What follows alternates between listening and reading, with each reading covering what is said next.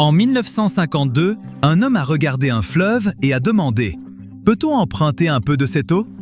70 ans plus tard, la Chine a dépensé plus de 70 milliards de dollars pour répondre à cette question. Le résultat est une machine si grande qu'elle ne tient pas sur une seule carte. Et une personne sur 50 sur Terre en boit l'eau chaque jour. On l'appelle le projet de transfert d'eau du sud vers le nord. Et c'est, à bien des égards, le plus grand projet d'ingénierie de l'histoire humaine.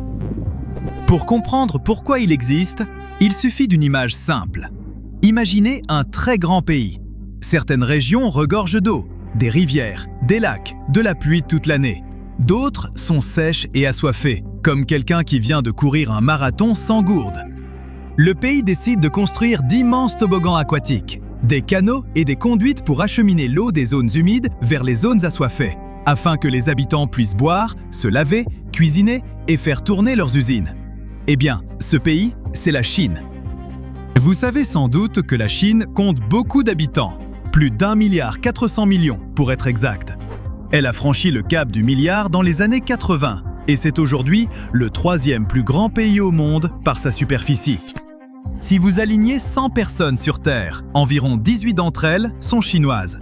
Mais voici un fait surprenant. Dans les années 1200, ce chiffre aurait été de 36. La population chinoise est énorme aujourd'hui, mais à l'échelle mondiale, elle a en réalité diminué proportionnellement au fil des siècles. Curieux, non? Bref, 1,4 milliard de personnes vivantes qui respirent et qui ont soif. Et étancher cette soif, eh bien, ce n'est pas simple. Voici le problème central. La Chine représente environ 20% de la population mondiale, mais ne détient qu'environ 7% de l'eau douce de la planète, et la quasi-totalité se trouve dans le sud. Regardez une carte de la Chine, et vous le verrez immédiatement. Environ 80% de l'eau douce du pays se trouve dans les régions sud et sud-est, tandis que le nord, densément peuplé et fortement industrialisé, est en permanence en manque. Ce n'est pas aussi extrême qu'un désert. Pensez-y moins comme l'Atacama et plus comme si tous les habitants du nord de la Chine partageaient une petite bouteille d'eau. Personne n'en meurt, mais ce n'est clairement pas confortable. Et c'est précisément pourquoi la remarque désinvolte d'un homme au bord d'un fleuve est devenue, 5 décennies plus tard, le projet de construction le plus ambitieux que le monde ait jamais connu. Cet homme, c'était Mao Zedong, le fondateur de la Chine moderne. Il se tenait au bord du fleuve Jaune en 1952 et a dit, simplement, « Le Sud a beaucoup d'eau, le Nord en a besoin. Peut-on en emprunter ?» Personne n'a rien construit ce jour-là, mais l'idée n'a jamais disparu. Les travaux ont officiellement débuté en 2002 et ce qui a suivi a coûté 137 milliards de dollars, déplacé des centaines de milliers de personnes et n'est toujours pas terminé. Un détail qui rend le tout encore plus fou. Une partie du système réutilisé pour ce projet est le Grand Canal, une voie navigable construite il y a plus de 1400 ans. L'infrastructure du monde antique, désormais au service du plus grand défi d'ingénierie du monde moderne. Le projet n'est pas un simple gros tuyau. Voyez-le comme 3 toboggans distincts, chacun empruntant un trajet différent à travers un pays immense. La route suit le tracé le plus ancien, celui du Grand Canal. Le terrain ne descend pas toujours dans le bon sens, alors les ingénieurs ont installé des stations de pompage pour pousser l'eau vers le haut. Efficace, mais très gourmand en énergie.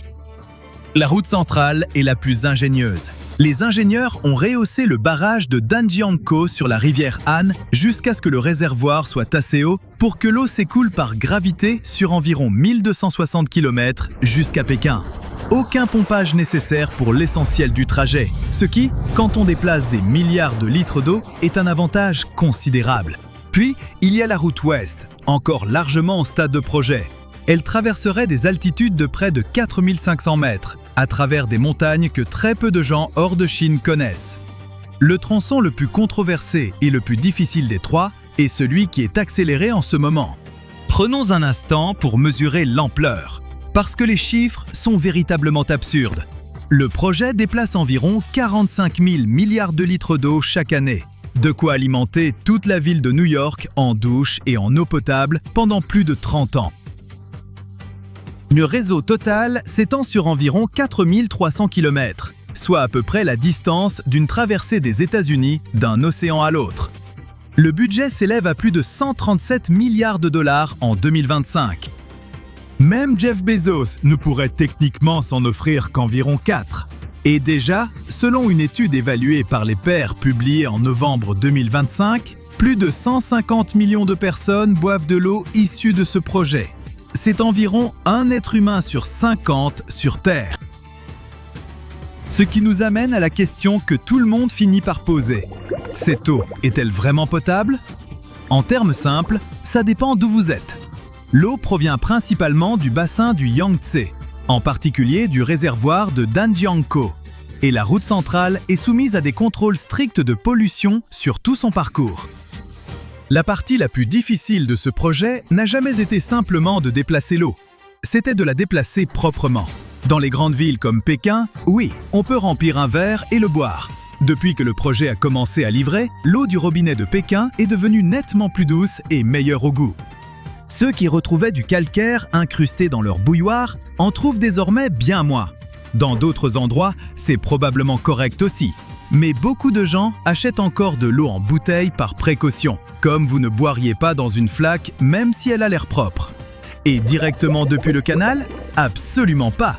Cette eau n'a pas encore été traitée. Mais c'est là que ça se complique. Ce projet est un immense exercice d'équilibre, et tout le monde n'y gagne pas. Les canaux à ciel ouvert perdent de l'eau par évaporation. Les stations de pompage nécessitent une alimentation et un entretien constant. Détourner l'eau du sud signifie moins de débit dans les rivières sources, perturbant des écosystèmes stables depuis des milliers d'années. Des groupes environnementaux ont documenté des intrusions salines, des transferts de polluants entre bassins fluviaux et des dommages écologiques le long de plusieurs routes. Cette même étude de novembre 2025 a confirmé des risques persistants pour la biodiversité, la qualité de l'eau et les écosystèmes en aval, avec un tableau à long terme encore véritablement incertain. Et puis, il y a les gens. 330 000 personnes ont été sommées de faire leurs bagages et de partir. Des villages entiers ont été démolis ou engloutis par la montée des eaux. Ils ont emporté ce qu'ils pouvaient porter. Ce qu'ils ne pouvaient pas, des maisons ancestrales, des terres cultivées par leurs familles depuis des générations, même des bâtiments debout depuis la dynastie Ming, tout a été submergé. Beaucoup de déplacés ont ensuite déposé des pétitions dénonçant la perte de leurs terres, le chômage et des logements de remplacement bien en deçà de ce qu'ils avaient. Certains affirment que leur indemnisation n'est jamais arrivée intégralement, discrètement détournée en chemin. Et ce n'est que le projet actuel. Le réservoir de Danjiangkou, qui alimente toute la route centrale, déplace des populations depuis sa construction initiale des décennies plus tôt. Additionnez le tout, et le nombre réel de personnes déplacées pour rendre cette machine possible est bien plus élevé, et n'a jamais vraiment été estimé. Alors, qu'en pensez-vous? La Chine avait un vrai problème. 20% de la population mondiale, 7% de l'eau douce de la planète, et presque rien au bon endroit. Un homme a posé une question en 1952. Il a fallu un demi-siècle pour commencer à y répondre, et 2 décennies de travaux supplémentaires. Et ce n'est pas fini pour en arriver là. Le projet de transfert d'eau du sud vers le nord est un exploit d'ingénierie extraordinaire. Mais c'est aussi un exercice de compromis sur lesquels personne ne s'accorde pleinement. Sécurité hydrique contre dommages environnementaux, développement national contre la vie de millions de déplacés. Les besoins d'aujourd'hui contre les inconnus de demain. Un humain sur 50 sur Terre en boit l'eau aujourd'hui. Le dernier chapitre, à travers le plateau tibétain, n'est pas encore achevé. Alors, la machine continue de se construire,